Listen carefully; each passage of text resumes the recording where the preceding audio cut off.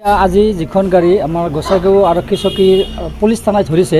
সেইখন ইয়াত 16টা গাহৰি আছে আৰু এই গাহৰিখিনি যিখিনি আনিছে তেওঁলোকৰ হাতত কোনো ডকুমেণ্টছ নাই মানে তেওঁলোকে যে লোকেল বুলি কিবা কাগজ থাকিব লাগে কোনো ডকুমেণ্টছ নাই আৰু পুলিচে ধৰি আমালৈ ঠিক এতিয়ালৈ হেণ্ড অভাৰ কৰা নাই কাৰণ আমাক ৰিকুৱেশ্যন এতিয়ালৈ দিয়া নাই মাত্ৰ আমাৰ ইয়াত ৰাখি থৈছে এতিয়া একশ্যনটো আমি কি কৰিম আমি আমালৈ হস্তান্তৰ কৰাৰ পিছত আমি যিখন আমাৰ SDP ছাৰ থাকিব আমাৰ SDO ছাৰ থাকিব অলপ আলোচনা কৰিম কৰাৰ পিছত কি কৰা যায় পিছতে সিদ্ধান্ত কৰা হ'ব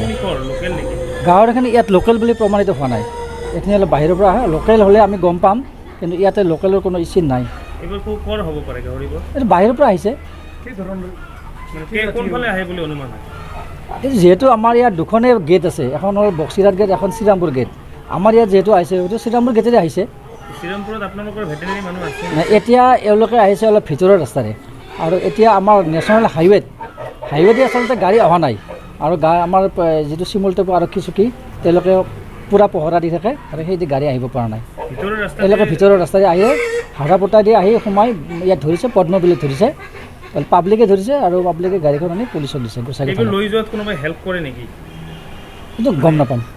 সেইটো নাজানো মানে সেইটো সেনেকুৱা আমাৰ লগত কোনো লিংক নাই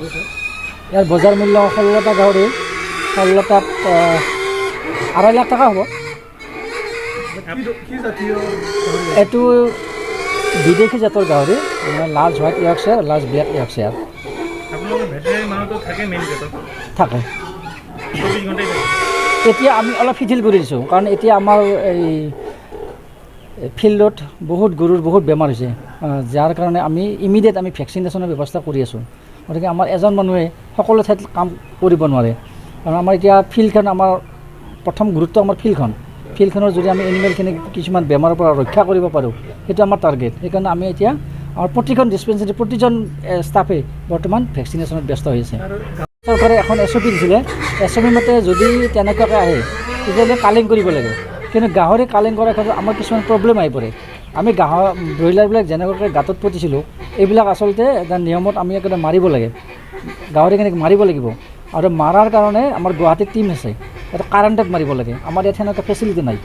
এতিয়া কাৰেণ্টত মাৰিব লাগিব 2-3 দিন সময় ল'ব আমি অফিচত জনাব লাগিব তেওঁলোকে আকৌ এটা ডেট কৰিব অন্ততঃ 6-7 দিন সময় লৈ যাব